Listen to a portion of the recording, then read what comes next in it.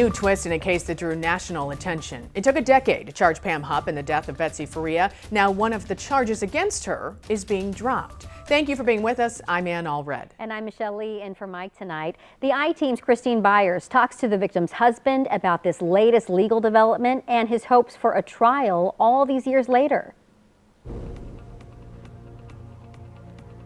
I'm a little disappointed. With every court filing, Russ Faria relives his wife Betsy's death. And while he says prosecutors have kept him in the loop as a new suspect sits in custody, this new development still hurts. At least she's facing the murder one charge, and Mike Woods is still very diligent to go after the death penalty. Faria himself spent 3 years in prison for his wife's 2011 murder.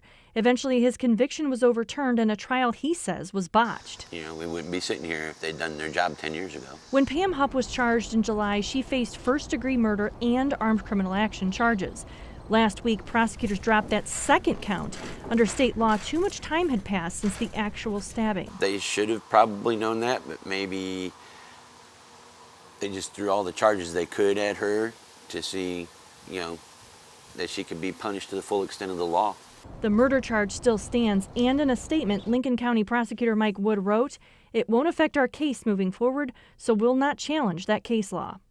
The investigation into Betsy Faria's murder has had so many twists and turns. A movie is now in the works, and it's been the subject of a series of Dateline episodes. Pam Hupp.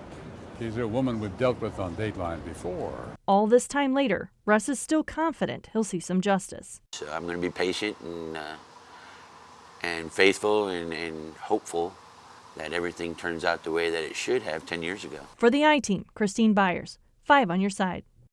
Contacted Hupp's legal team for comment. So far, no response.